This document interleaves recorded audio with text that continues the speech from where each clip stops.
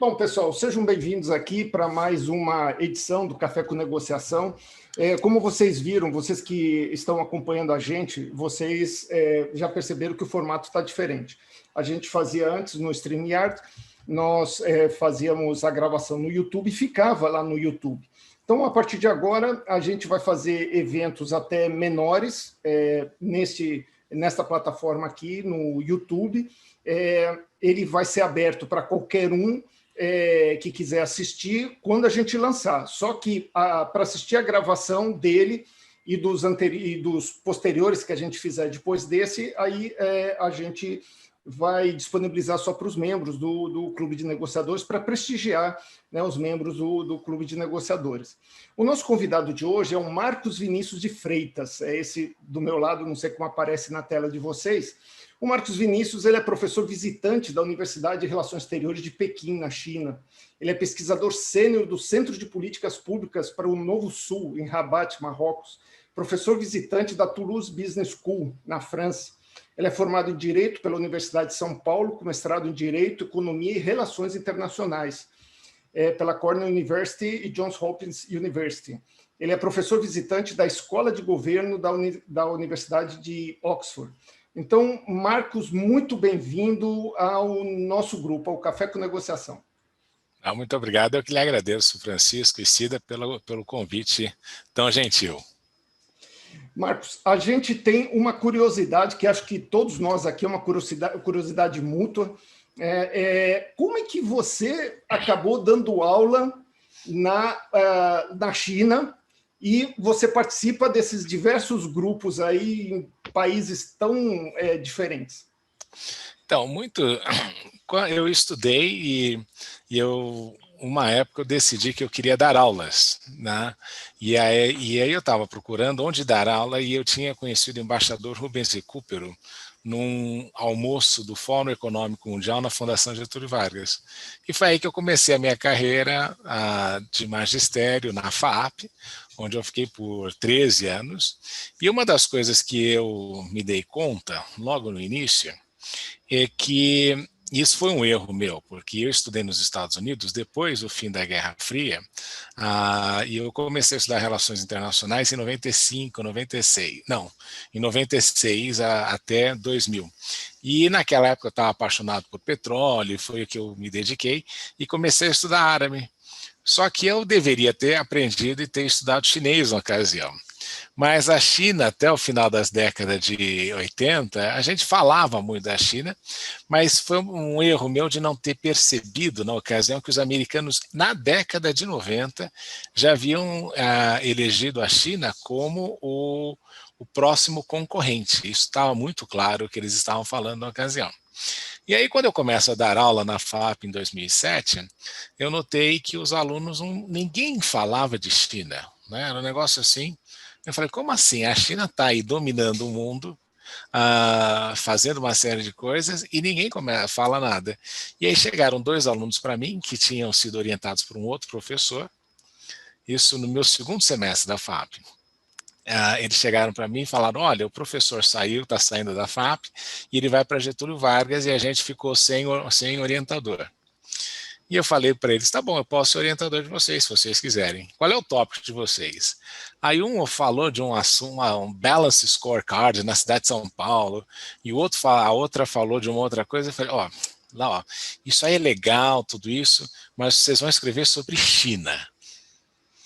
Aí os 2 olhando para minha cara, como assim, professor? Senão não vai ter orientação, senão vocês vão procurar outro professor. E nessa história, eu comecei uma pequena escolinha na FAP com relação à China. E foram 25 monografias sobre China, sob minha orientação. Então, e eu sempre tive interesse. Aí eu conheci a diretora da Escola de Governo, ela me convidou para passar um tempo na Universidade de Oxford, onde eu fui para pesquisar a China e o processo de expansão da China. E quando eu voltei ao Brasil, e aqui eu já estou encurtando a história, a vice-presidente da minha universidade, que é a Escola Diplomática Chinesa, né, é na Universidade de Relações Exteriores da China que se formam a maior parte dos quadros dos diplomatas e do serviço exterior chinês, ela fez um tour pela América do Sul passando em Brasília, São Paulo, Buenos Aires e Santiago, no Chile. E quando ela estava aqui, eu conversei com ela e eu falei para ela, olha, acabei de passar 4 meses e meio em Oxford, eu estava pensando em continuar os meus estudos e a minha pesquisa na China. E eu queria passar uns 2 meses na China. E depois de um tempo ela me respondeu assim, olha, por que ao invés de 2 meses, você não vem passar 1 ano aqui? E aí, só um segundo, pronto. E ao invés de 2 meses, aquilo virou 1 ano. Nessa história, passou a ser 1 ano. E quando depois de 2 meses e meio, eu contei isso para a Cida, que foi uma surpresa super agradável, quando depois de 2 meses e meio lá, a funcionária que era responsável pelos professores estrangeiros chegou para mim e falou, professor, 1 ano na China não é nada. A gente tem 5.000 anos de história. Você precisa ficar mais tempo aqui. Ao invés de 1 ano, você não quer ficar 3? Aí eu pensei assim, 3 anos, Bolsonaro, Dória, aí eu comecei a ver Lula, aí eu falei, o negócio está muito complicado, eu falei, quer saber, deixa eu dar uma pensada. E aí eu perguntei para ela, até quando eu tenho que responder? Você tem que responder até maio, né? Abril, maio. Aí eu vim para o Brasil passar férias no fim de dezembro.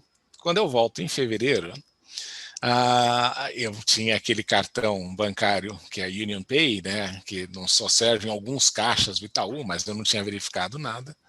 E aí quando eu volto, e aí eu não estava olhando minha conta corrente. E quando eu volto, eu tenho a alegre surpresa de olhar que haviam depositado mais dinheiro na minha conta. Eu perguntei para a universidade, vocês fizeram algo errado? Não, não, na sua saída daqui, a gente fez um reenquadramento e dobrou o seu salário. Aí eu falei, quer saber de uma coisa? Eu acho que eu vou ficar 3 anos na China. E aí foi a história. Legal. E aí vamos ficando. Eu espero que depois desse 1 ano e meio eles tenham pensado a mesma coisa. Vamos dobrar o salário novamente dele, né? Mas é assim. E aprendi a gostar muito. Marcos, muito legal. Legal essa experiência internacional que você teve, né? Não só com a China, mas também com os outros países.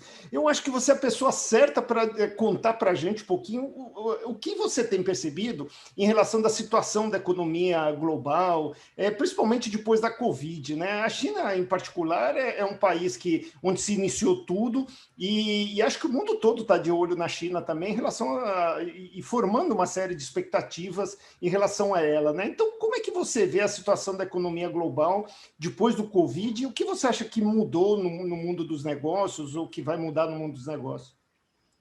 Eu acho que a gente vamos pensar, eu vou separar Ocidente e China e vou tratá-los de maneira diferente. A China está numa fase de transição, ou seja, ela está deixando de ser a fábrica global, porque ser fábrica global para os chineses representa não somente os ganhos que eles têm, mas também toda a questão associada à deterioração ambiental do meio ambiente.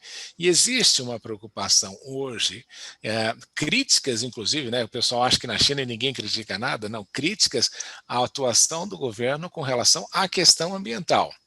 Tanto é que nos últimos anos, parece que em 5 anos, a China plantou a mesma quantidade de árvores que você tem no continente europeu, né, justamente nesse processo de tentar aliviar a questão ambiental, porque você tem alguns fatores complicados, você tem um deserto, você tem montanhas, então esse tipo de relevo também faz com que haja uma concentração de partículas muito maior. Então, existe essa preocupação. E a China está passando dessa ideia de ser a fábrica global e quer se transformar no maior mercado consumidor do mundo. Com o objetivo de chegar em 2025 com uma renda per capita de mais ou menos uns 20, 25 mil dólares. Se você fizer isso e pensar 20, 25 mil dólares multiplicado por 1,5 bilhões de pessoas, 1,5 bilhão de pessoas, você tem uma noção do mar de consumo que a China vai se transformar globalmente. É por isso que eu falo, ninguém pode fazer uma estratégia empresarial, sendo brasileiro, sem pensar na vastidão deste mercado, porque os Estados Unidos sempre foram um grande mercado para produtos por causa do poder aquisitivo mais elevado. E a China vai ter um poder aquisitivo relativamente alto e também vai ter um mercado consumidor vasto. Então, a perspectiva chinesa, nesse sentido, é muito positiva.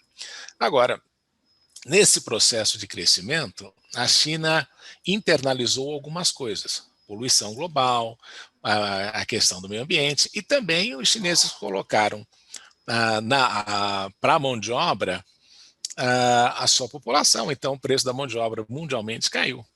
E eles estão nesse processo de maior inclusão digital, de transformação da economia para a industrialização digital, tudo isso. Então, essa é a perspectiva. Então, o cenário chinês, nesse sentido, parece muito positivo. E o mundo se tornou dependente da China, porque o mundo foi se desindustrializando nesse processo. O que aconteceu? Aí você pensa, o resultado para a China vai ser positivo. Com corona, sem corona, os chineses vão seguir adiante. Então, se você estiver pensando numa estratégia internacional, você tem que passar pela China hoje em dia. O Ocidente descobriu que está perdido, né? Ou como diria o Gil do Vigor no Big Brother, o Brasil está lascado, né? Porque o Ocidente quis ter os benefícios de uma situação ambiental melhor, de respirar um ar melhor, de ter um padrão de vida melhor, e parou no tempo e deu uma descansada e deixou o mundo seguir adiante e se desindustrializou e terceirizou muitas das coisas que ele deveria estar fazendo. Por essa razão que a gente tem apanhado na crise, muito mais do que os países do leste asiático. Comparativamente, todo mundo levou uma surra do Covid, né?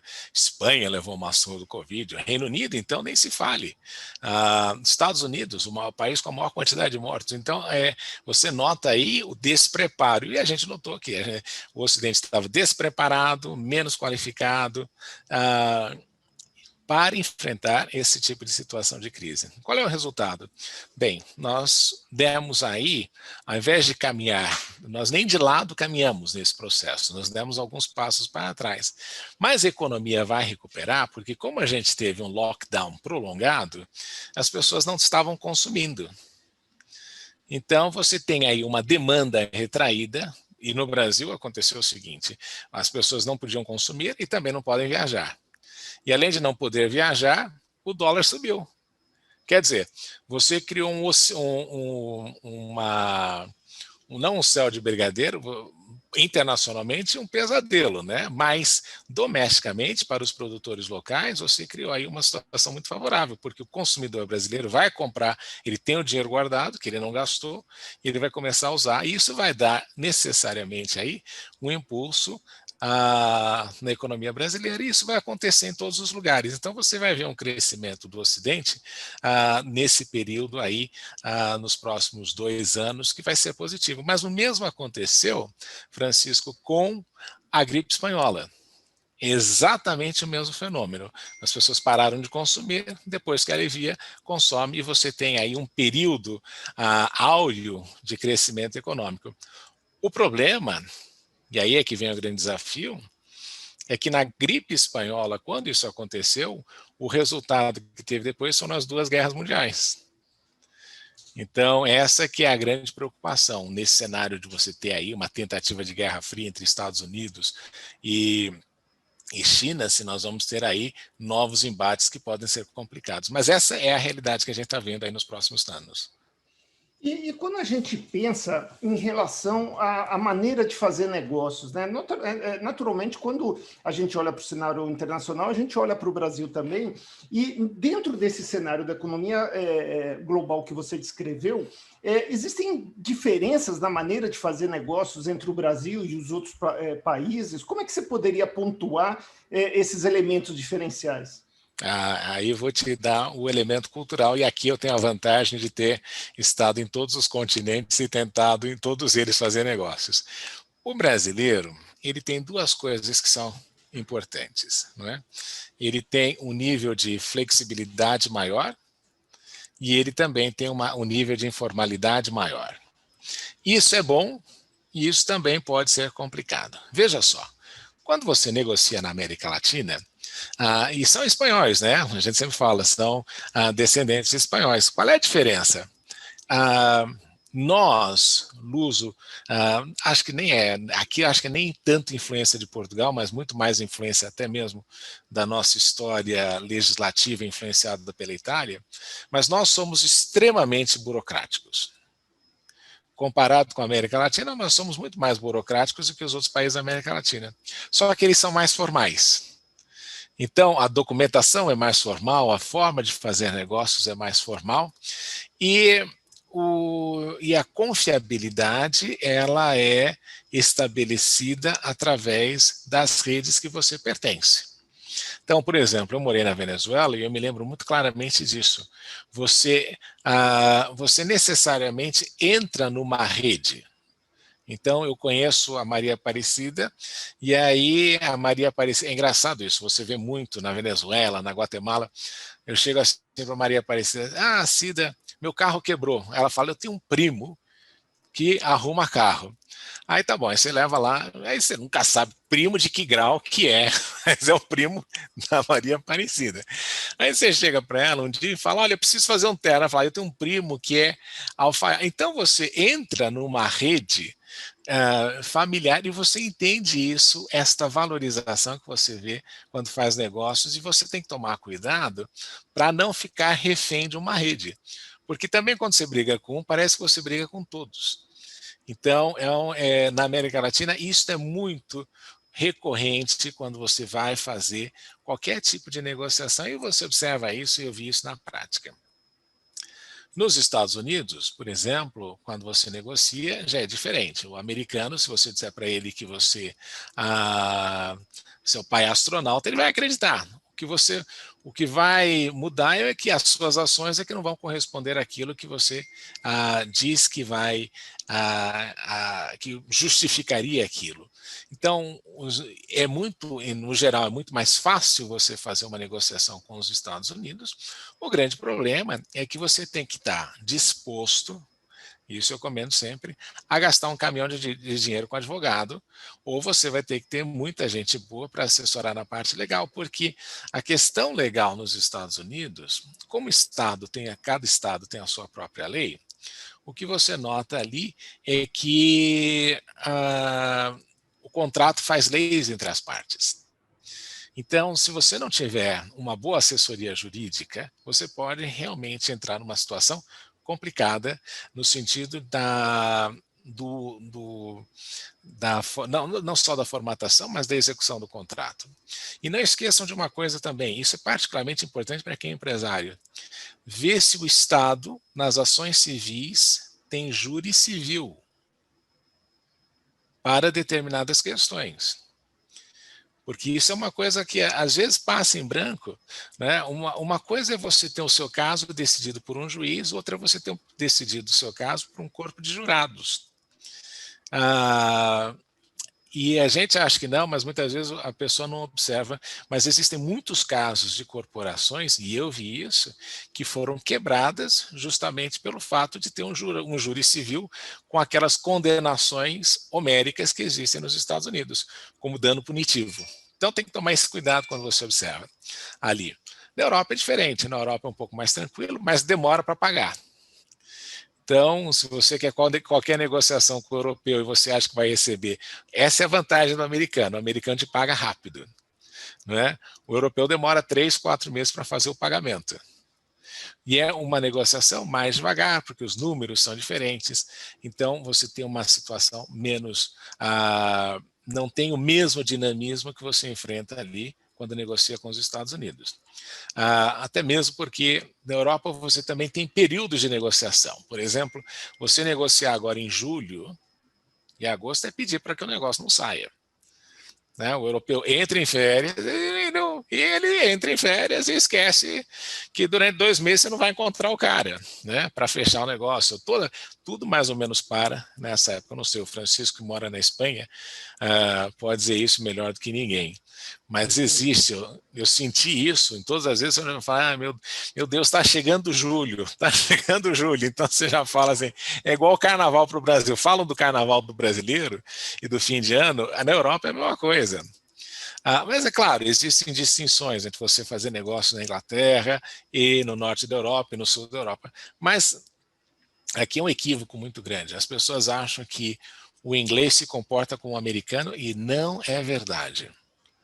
Na negociação, o inglês é muito parecido com o europeu. Claro, tem mais flexibilidade, tem um sistema jurídico que lhe permite maior flexibilidade em determinadas coisas, mas a negociação com o inglês é muito mais parecida com o europeu, às vezes, que com o americano. Na África, aí vai variar de lugar para lugar, né? Porque você não vai ter justamente uma questão importante que é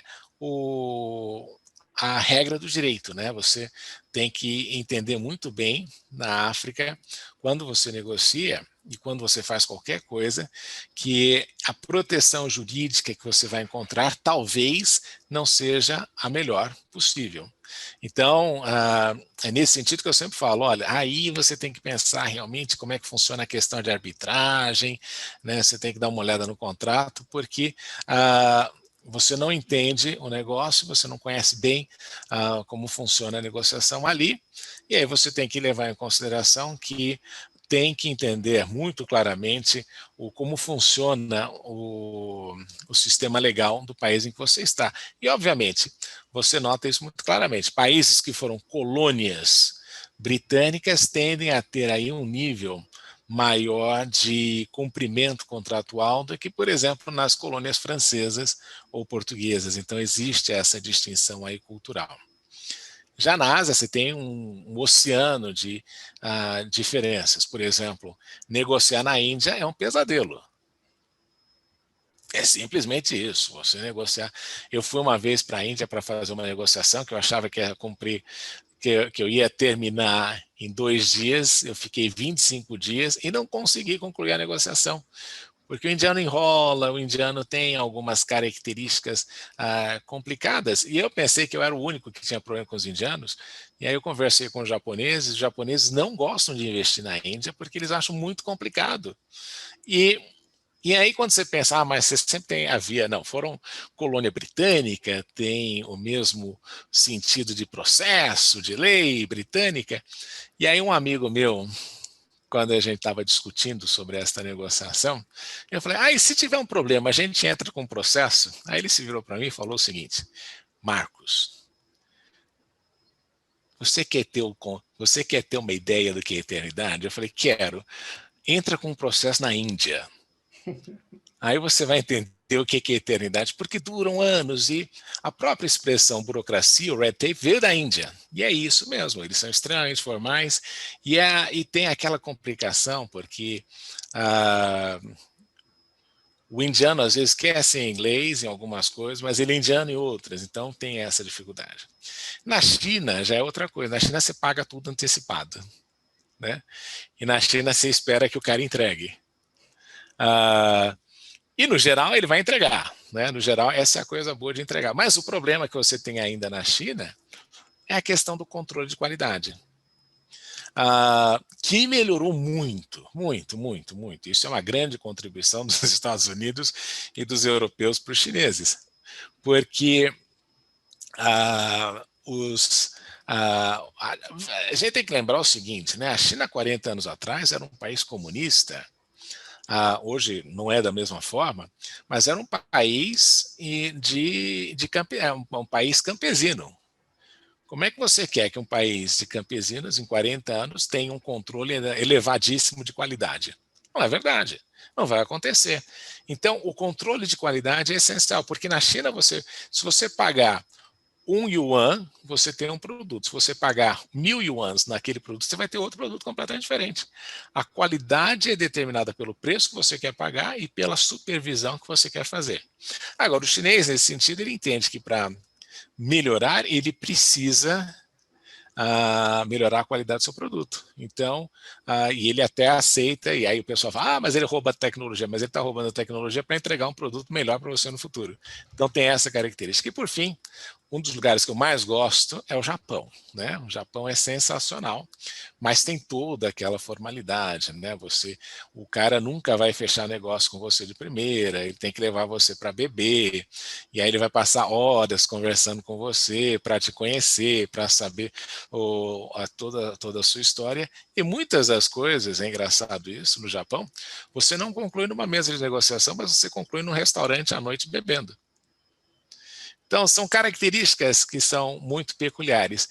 E na Austrália e Nova Zelândia, aqui para concluir, você tem aquela mistura do americano com o inglês, só que o grande problema e o grande desafio é que são países muito ágeis para fazer negócios. Eles têm uma determinada rapidez. Rapidez esta que muitas vezes não é correspondida pela forma como a gente faz a saída daqui. Então isso é frustrante para eles, porque eles falam, poxa vida, como é que vocês não conseguem fazer isso?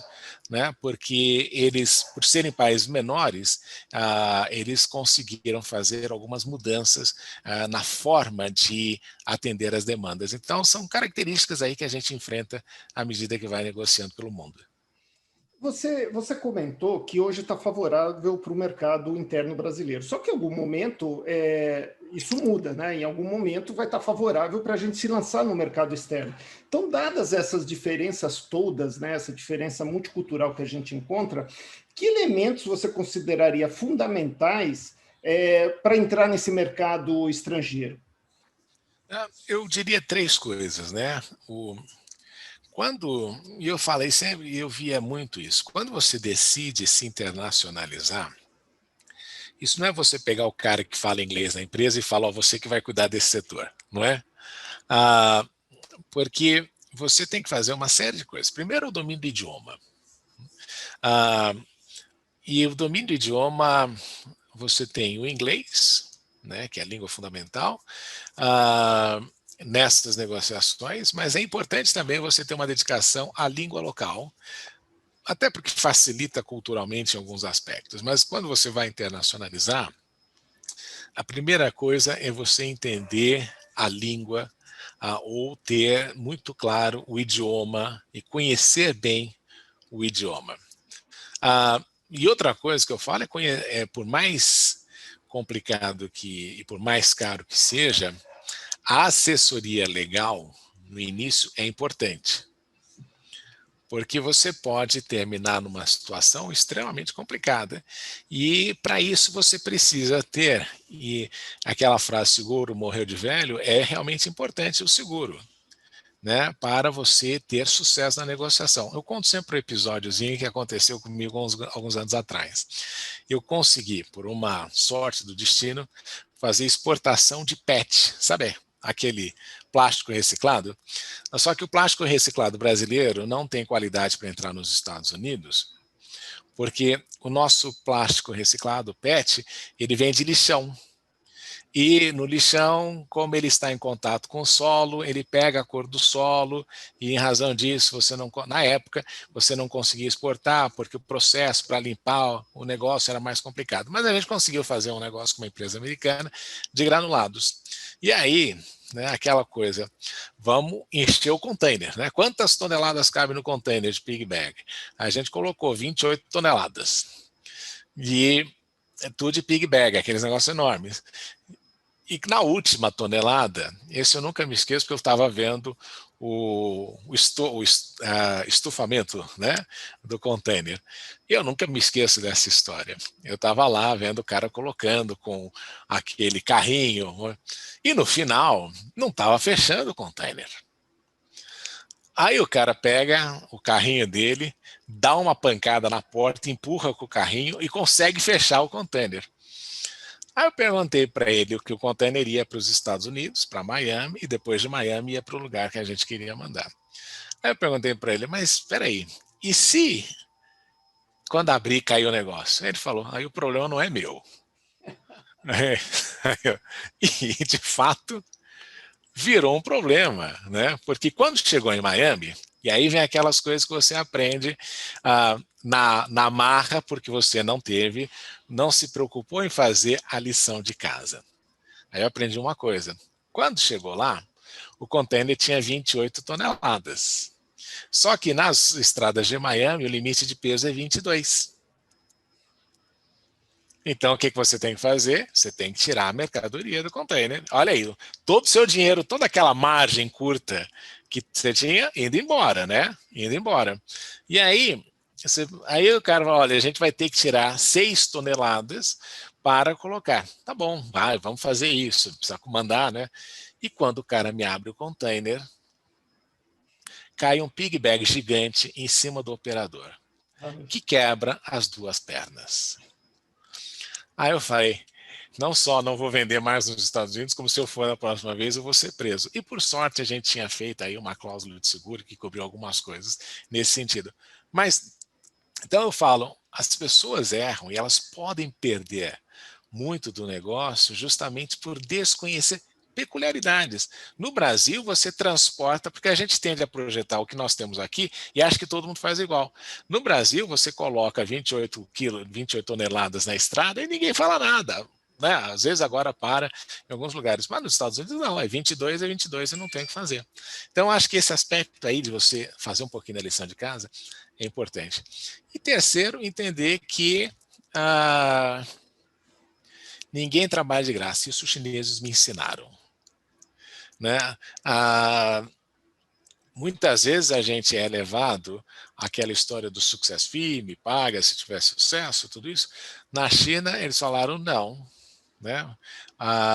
Porque você precisa valorizar o seu serviço.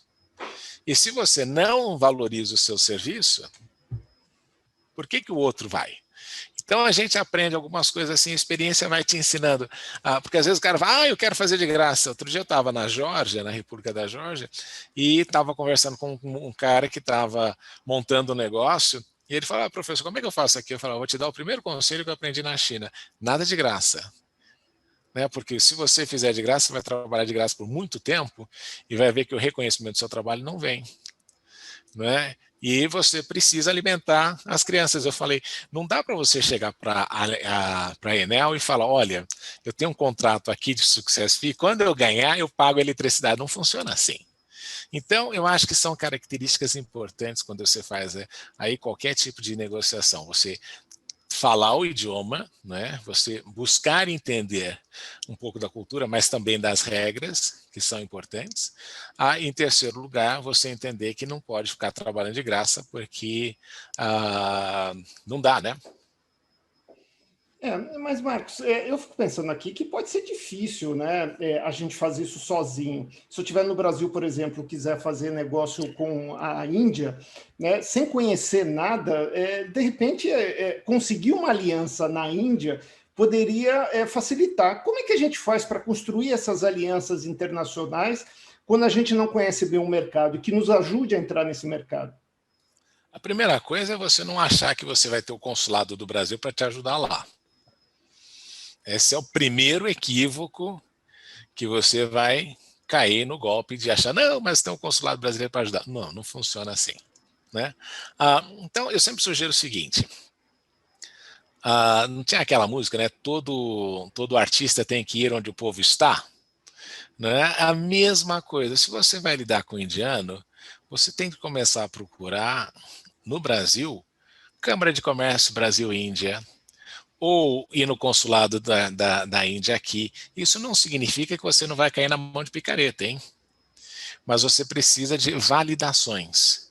Então, a primeira coisa, antes de falar, eu vou fechar um contrato com a Índia, tem uma série de coisas. Aquela Dun & Bradstreet também se pode verificar se a empresa existe, a pesquisa online com relação à empresa, né?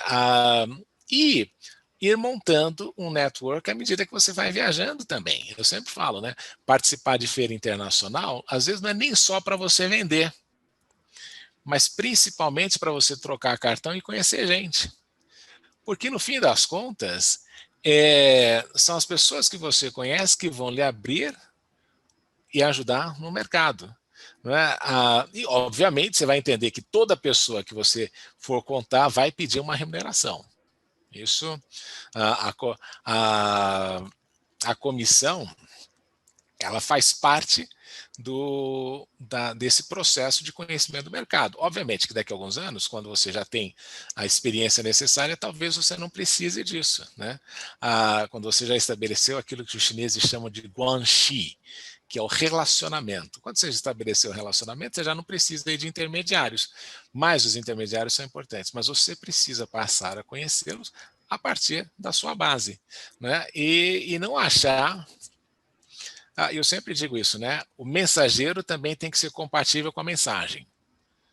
Então, quando o cara aparece no seu escritório dizendo que quer comprar milhões e milhões de dólares de alguma coisa, você tem que olhar bem para ele e falar: será que esse é o mensageiro que compraria esse tipo de coisa? Então, porque para não ter problemas, né? E a gente se perde muitas vezes na esperança de fazer um grande negócio, às vezes a gente não dá atenção a esses detalhes.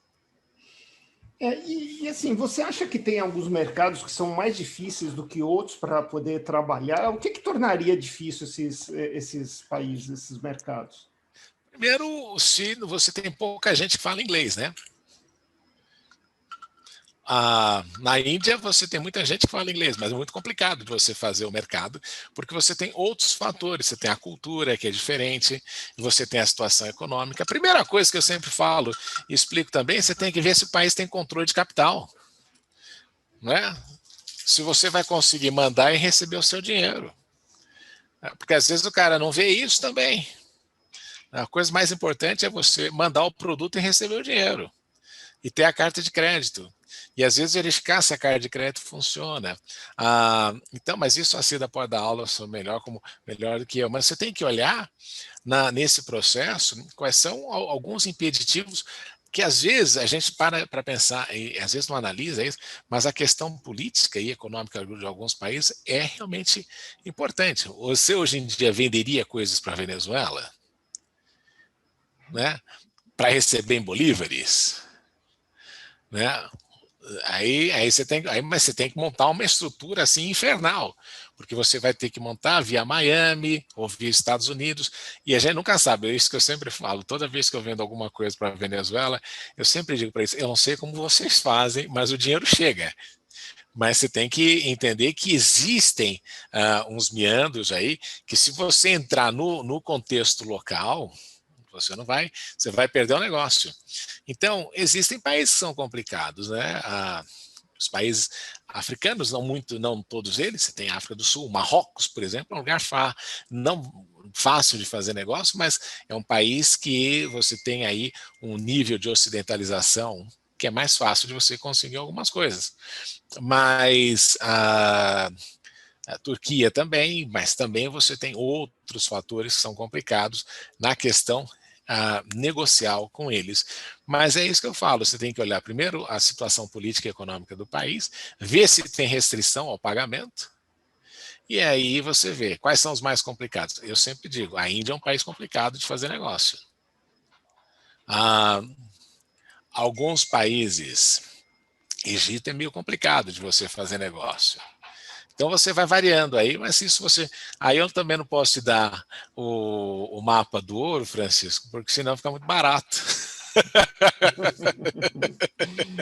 Mas vou te certo. dizer, hein? Mas vou te dizer, hein? Já aprendi muito levando cacetada. E já aprendi bastante levando muita cacetada e falando. E vou te dizer, hein? Já perdi muito dinheiro com os Estados Unidos. Com os Estados Unidos, que eu achava, não, Estados Unidos tudo funciona bem, vai ser tudo. Não. Porque nos Estados Unidos tem uma coisa importante para você lembrar, né? É muito fácil de você quebrar. Né? É muito fácil do cara quebrar e muito difícil de você executar. Você vai pagar, o cara chega assim, você vai contratar um advogado e ele chega para você e fala, você tem uma dívida, né? Você emprestou $50.000 para alguém. Aí você vai conversar com o advogado e aí ele fala, olha, só que para cobrar os $50.000 eu vou te cobrar 100. Né? Então, e americano com essa questão de advogado é muito complicado. Uma vez eu estava numa reunião fazendo uma negociação e eu cheguei lá e tinha 6 advogados. Eu falei, mas o que é isso aqui? A festa da uva, né? Um negócio assim? Porque o que tem tanto advogado aqui? Mas você sabe que os caras estavam sem hora para debitar, acharam o cliente o trouxa e vai todo mundo debitando, né? E eu aprendi uma lição muito importante, que eu nunca esqueci na minha vida. O honorário advocatício nos Estados Unidos é título executivo. Ele apresenta e o juiz manda executar. Que é uma coisa que eu não sei como é que é no Brasil, se funciona do mesmo jeito. Mas é título executivo. Então, e aí o máximo que você pode fazer, quando ele manda executar, é você pedir para um outro advogado avaliar se aquelas horas estão corretas ou não. E aí o que o outro advogado faz? Eu tirei aqui alguma coisa, então baixei a sua conta em 1%, mas olha, foi difícil, hein? Porque o serviço foi prestado. Então, são aquelas coisas que você vai aprendendo na paulada. Né? Mas eu vi isso claramente, um monte de advogado assim, e aí eu falei, nossa, que legal, para que tanta gente? E aí você vê que aqueles honorários você é obrigado a pagar. Então eu falo de Estados Unidos, né? Que a gente não, fazer América, tudo é complicado. Por essa razão que a taxa de mortalidade de empresas europeias nos Estados Unidos é elevadíssima. Né? De cada 10 empresas europeias, 6 ou 7 não vão para frente. Porque é outra mentalidade. Complicado. Olha só, assim, tá extremamente instrutivo para a gente, né? Todo mundo aqui prestando muita atenção no que você está falando, mas eu gostaria de abrir um pouco espaço para o pessoal. Já na mudança de conceito que a gente tem nos nossos eventos do Clubes Negociadores, a gente gostaria de interagir mais com as pessoas que estão aqui junto com a gente, né? Então, o pessoal que tiver pergunta para o Marcos, por favor, deixe as perguntas aqui do lado, ele vai respondendo. Eu vou começar com algumas que já estão por aqui. O Murilo, ele pergunta sobre o guanche, e isso é corroborado com uma pergunta da Maria Eugênia também. Como desenvolver o guanche na China? Quais são os meios mais fáceis de ser apresentado por pessoas do governo? Guanxi. Guanxi. Okay. Guanxi. Mas Guanxi é relacionamento. E isso é no mundo inteiro, não é? Se você dizer, no Brasil a gente chama, como é que a gente chama? Você tem que ter sempre o quem indique, não é? Sim. E na China não é diferente. Na China não é diferente. Na China é até mais importante que você tem muita gente. E quando você tem muita gente, você realmente não sabe se a pessoa que está falando é importante ou não. Uma das coisas mais interessantes que eu aprendi, por exemplo, é que na China eles não chamam a pessoa que é superior de gerente. Eles chamam de líder. Então, aquela coisa meio de partido comunista, eu vou falar com o meu líder. Né? E o líder é o gerente.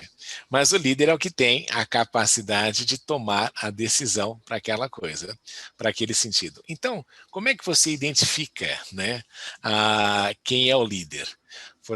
E aí eu me lembro de uma historinha aqui. Eu trabalhava em Washington, numa empresa de petróleo, e o meu chefe era judeu e era espetacular, um homem brilhante. E ele tinha ido conversar com um cara do Citibank. E o cara do Citibank entregou o cartãozinho para ele e deu, eu estava junto nessa reunião, e deu o cartãozinho para ele e estava escrito vice-presidente. E o Ernie, que era muito sarcástico, falou, me diz uma coisa, você é vice-presidente que manda alguma coisa ou é um dos milhares de vice-presidentes que o Citibank tem, né? E era verdade, porque os bancos americanos, todo mundo era vice-presidente e você não sabia se o cara tinha poder de mando. Então, a grande questão é você identificar como é que a pessoa manda, né? E aí aqui é que vem o olho da pessoa inteligente de observar, né? Porque no geral isso é muito interessante também quando você lida com o chinês, é que você vai notando que você conversa com alguém e ele pede a validação do outro. Então, o líder, muitas vezes, no início da conversa, ele é mais recatado. e depois ele começa a ver. Então você vai notando essa questão, esse traço hierárquico na liderança. E a construção de relacionamento na China se dá a partir de presentes. Você sempre leva um presente e você sempre vai ganhar um presente. Então, nessa troca de presentes é que você começa ali a conversar com a pessoa. Depois você sai, vai almoçar, vai jantar, porque o chinês, ele entende uma coisa, ele quer ver você um pouco desarmado para entender se pode confiar em você ou não. Não é aquela história de que você chegou, vai ter a reunião e vai fechar o negócio. Não funciona assim. Não é? Porque ele precisa estabelecer este laço de confiança. Então, essa que é uma característica importante quando você vai conhecer ali e entender como funciona a questão chinesa. E aí você vai observando, oh, esse cara aqui sempre pede aprovação para o outro, então o outro que é importante. Vou te dar um exemplo, Francisco, você trabalhou com o governo, e eu sempre comento o seguinte, o governo, na China, a nomenclatura não é a coisa mais relevante que existe, hein? O Deng Xiaoping nunca foi presidente da China.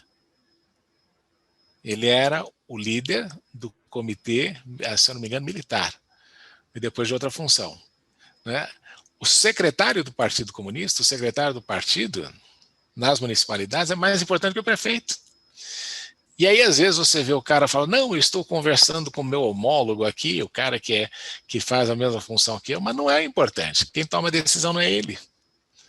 Então, eu sempre falo que a primeira coisa que o brasileiro, particularmente o governo, tinha de entender é a estrutura do Partido Comunista Chinês. Se é governo, para lidar e encontrar quem decide. Né? E não somente, não, o presidente. Claro, Xi Jinping é uma história diferente, porque ele é o secretário-geral do partido, é o chefe das Forças Armadas, ele é o poderoso nesse sentido, e também é o presidente da China. Mas, o mais engraçado é o seguinte, né? Quando você se refere ao Xi Jinping como presidente da China, eles acham este o título de menor relevância dele. Então, o Guanxi é muito importante quando você vai verificando aí a pessoa com quem você está lidando. Muito bom, muito boas informações. A Maria Eugênia, ela pergunta aqui também o seguinte, qual a principal diferença do timing da negociação entre países? E como é que você consegue construir a confiança à distância? Maria Eugênia, sempre bom revê-la, companheira nossa da FAP, né, Cida? Excelente professora que também lida nessa parte de marketing internacional, tudo isso. Então, cada lugar tem o seu timing, né? E hoje em dia, com a internet, a gente consegue acelerar muita coisa. Né? Você consegue acelerar o passo de muita coisa. E, claro, vai ter aqueles momentos em que a negociação trava, porque, principalmente na questão documental, eu vejo isso travando muitas vezes. Mas, uma hora, Maria Eugênia, você vai ter que ir no lugar. Né? Porque, por mais que a gente lide no virtual, e o virtual serve para acelerar muita coisa, e ele é importante porque tudo fica muito mais rápido, mas a construção do relacionamento humano ainda é baseado no cumprimento, no olho, porque é assim que você constrói, então, o relacionamento. Então, vale a pena, eu acho que acelera muito do time das coisas, mas para que a relação consiga evoluir e deixar esta superficialidade aparente que você vai ter muitas vezes, de fato é preciso conhecer a pessoa e conhecer o local. Muito bem. O Murilo deixou um elogio aqui. O Murilo disse, não recordo de ter escutado uma pessoa tão qualificada em relações internacionais. Agradeço penhoradamente ao Clube de Negociadores por nos proporcionar tanto conhecimento e experiência. Muito obrigado, Murilo. Dê os parabéns a Maria Aparecida, porque foi iniciativa dela trazer aqui o Marcos para essa brilhante palestra. Então, repassado aqui os créditos para Maria Aparecida. Okay? Diz para ele que depois a gente dá o brinde pelo elogio. É isso aí. Obrigado. O Newton, ele está perguntando, como fazer para saber se você está negociando com a pessoa que tem competência e legitimidade na China? Como evitar negociar com a pessoa errada e dar informações, às vezes, que a gente não deve? Essa é a pergunta de $1 milhão, né? Essa é a pergunta mais importante. A primeira coisa que você tem que pedir logo no início no início da negociação, eu sei que às vezes é meio complicado, mas você vai conversar com a pessoa e você tem que ter as perguntas que o chefe vai responder, né? Isso é importante, você tem que saber, tem coisa que o pau mandado, ele responde até determinado ponto, porque ele não tem o conhecimento das coisas. Então, aí é que reside a sabedoria de você ter experiência na parte de negociação, né? Se você não sabe, se você chega e você não sabe o que você quer perguntar, qualquer resposta que o cara te der, está tudo certo. Mas você sabe que e aí você vai entendendo, à medida que você vai conversando, se a pessoa tem poder de mando ou não. É no questionamento. E depois, obviamente, é a parte documental, né? Eu dou um exemplo. Outro dia que eu estava, até morri de rir, o cara assinou um contrato, a empresa assinou, olha só, hein? Empresa europeia assinou um contrato de $milhões com um cara que era o fundador da empresa, de uma outra empresa. Só que o fundador dessa empresa não tinha nenhum poder de acordo com os bylaws dessa empresa. Ele criou um negócio em que ele não tinha poder, que quem tinha as decisões era tomado por uma outra pessoa. E aí o pessoal fez um contrato, tudo isso, e aí eu falei o seguinte, primeiro que o contrato não é válido aqui na Geórgia, onde o contrato seria executado, e segundo, quem assinou não podia assinar, porque a empresa não era dele. Né? O nome dele não constava nos bylaws, ele era o fundador do negócio, mas toda a entidade estava no nome de outra pessoa, e você vê, a pessoa caiu nesse erro. Então, se você não checa a parte documental, à medida que o negócio vai evoluindo, então não adianta, o cara pode, mas ele manda também para fins documentais, não é? Isso é importante. O cara pode assinar ou não? Bom, muito esclarecedor, Marcos. Nós, infelizmente, estamos no final do nosso horário aqui, né? Então, se tivéssemos mais tempo, certamente ficaríamos, mas temos um compromisso assumido aqui de 1 hora, né, de evento. Então, Marcos, eu gostaria de convidar para as palavras finais do nosso evento. Maria Aparecida, você quer falar antes dele? Eu quero agradecer o Marcos, que sempre atende a gente, sempre figurinha carimbada de tempos, a gente está sempre se falando, né? E isso que vocês viram é a ponta do iceberg do conhecimento e da experiência do meu amigo, entendeu? Então, muito grata, Marcos, e muito grata a todos que estiveram presentes durante esse papo, que é muito interessante, é muito rico essa troca. Eu queria só isso, agradecer. Marcos, suas palavras. Olha, em primeiro lugar, a Cida não precisa agradecer, porque a Cida mora no meu coração, ela me quebrou tanto galho na vida, que eu falei, tudo que a Cida pedir, ela sempre pode pedir, eu faço com o maior prazer, porque sempre foi uma grande amiga, e que me enfiou em algumas roubadas, né? Mas toda sempre... É válida. A recíproca é mútua, né, Sil? Mas a Cida sempre foi uma profissional muito boa e admirável, e eu acho que desde a primeira vez que eu a vi na FAP sempre foi assim, um relacionamento muito bom que a gente travou, então eu sou extremamente grato a ela por tudo que ela fez, e ela sabe que mora no meu coração, e que o que ela pediu eu sempre faço. Em segundo lugar, agradecer pela oportunidade, eu acho, fazia tempo que eu não fazia isso, e para mim um exercício bom de relembrar muitas das negociações, muitos dos micos que eu passei, né, nesse negócio de não conhecer, muito dinheiro que eu perdi,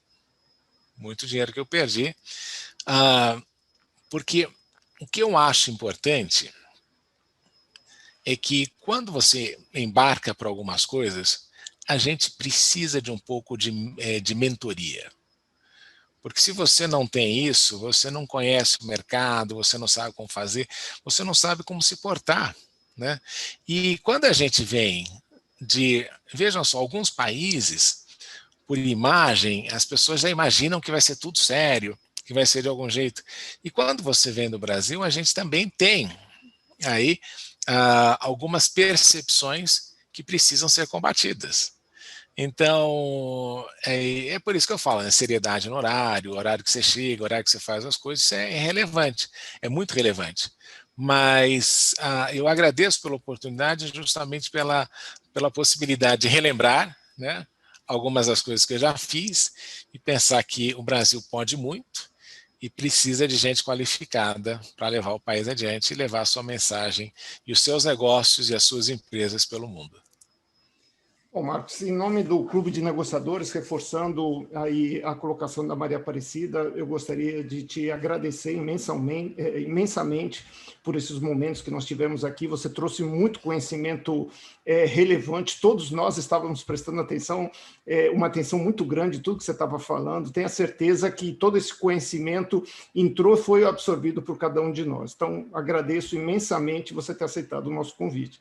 Gostaria de agradecer também a todos vocês que estão aqui presentes, nos prestigiando nesse momento. Nós temos muito mais eventos, né? Nós vamos daqui para frente entrar aí em uma seara, numa frequência de eventos muito grandes. Esses eventos, então, a tendência é que o formato seja esse, um formato mais íntimo. O primeiro, quando a gente fizer o lançamento do evento, qualquer um vai poder participar, mas depois, para assistir as gravações, para poder acessar esse conteúdo, nós vamos reservar para os membros do Clube de Negociadores. Nós temos pessoas realmente muito boas que estão participando do clube. Eu acho que isso é uma das coisas mais importantes que nós temos, esse sentimento de comunidade, porque é muito bom você poder trocar ideias com os seus pares, pessoas que estão no mercado de trabalho, pessoas que dão aula, e todos eles unidos pela temática da negociação. Para a gente, isso é um prazer indescritível, esse convívio, e mais do que o conhecimento que a gente tem aqui para transmitir, é esse convívio que faz a diferença para a gente. Então, agradeço imensamente todos vocês e esperamos encontrá-los num próximo evento.